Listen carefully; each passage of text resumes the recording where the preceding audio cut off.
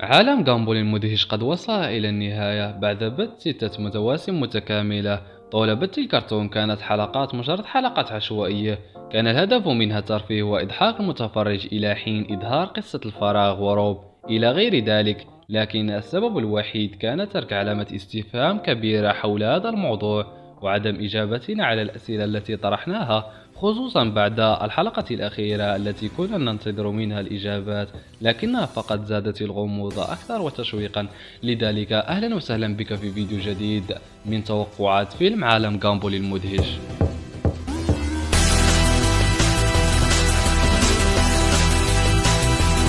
في سنة 2021 نشرت كارتون نيتورك تغريدة في تويتر أن عالم غامبول المدهش قد حصل على فيلم تحت الإنتاج، ولم تضف أي معلومات أخرى. لكن بعد مرور مدة من الزمن ظهرت معلومات بسيطة فقط: اسم الفيلم بعنوان فيلم عالم غامبول المدهش The Movie، وبالعربي عالم غامبول المدهش الفيلم.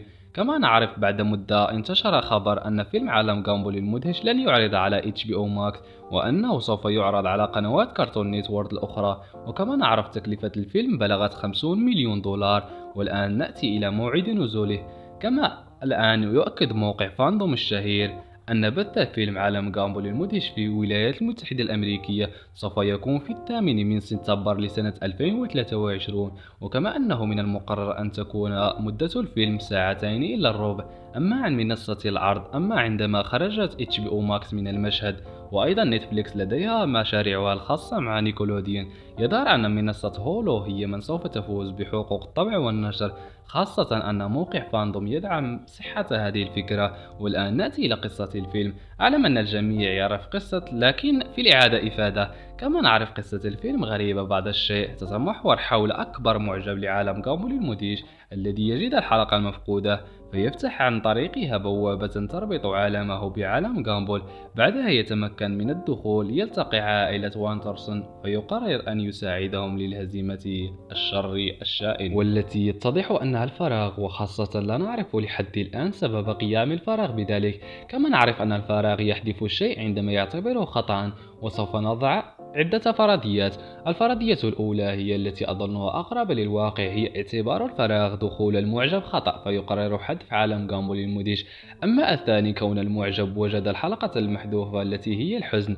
أما الثالث والأخير هي كون البرنامج شرف على الانتهاء، لذلك الفراغ ابتلع عالم غامبول المدهش، وذلك واضح في الحلقة الأخيرة عندما أراد روب تحويل الجميع إلى بشر لينقلهم إلى عالم البشر. كون عالم غامبول المدهش سوف يبتلعه الفراغ، لأنه يريد حذف المنطق الكرتوني. وأنت عزيزي المشاهد شاركنا رأيك في التعليقات. كما هو واضح، الفراغ عبارة عن تشويش الذي يوجد في شاشة التلفاز، لكن يبقى السؤال الأهم: كيف سوف ينقذون عائلة واترسون عالم غامبول؟ أو سوف يتبعون خطة روب لإنقاذ الوضع؟ كل هذا يبقى علامة استفهام حتى نزول الفيلم. وهذا الفيلم سوف يكون الخاتمة النهائية عن سلسلة التي سوف تكون بعد فيلم عالم غامبول المدهش من إنتاج شركة هانا باربارا. لكن الشيء يقلقني حيال الفيلم هو أن يكون الفيلم يتواجد عن شخصيات ثنائية. أقصد هذا كما هو منتشر الآن في جميع برامج الكرتون الحالية، لكن لنتفائل بالخير أكثر.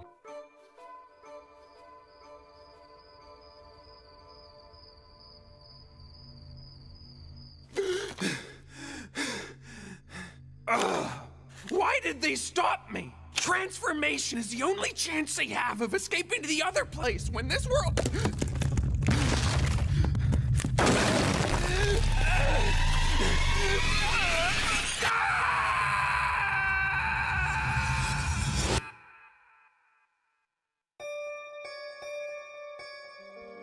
عموما هكذا قد تكون وصلنا إلى نهاية الفيديو. صحيح أنه كان قصيرا جدا، لكن هذه فقط بقلة المعلومات. عموما إذ وصلت إلى هنا أثبت وجودك باللايك والاشتراك في القناة، وإلى اللقاء.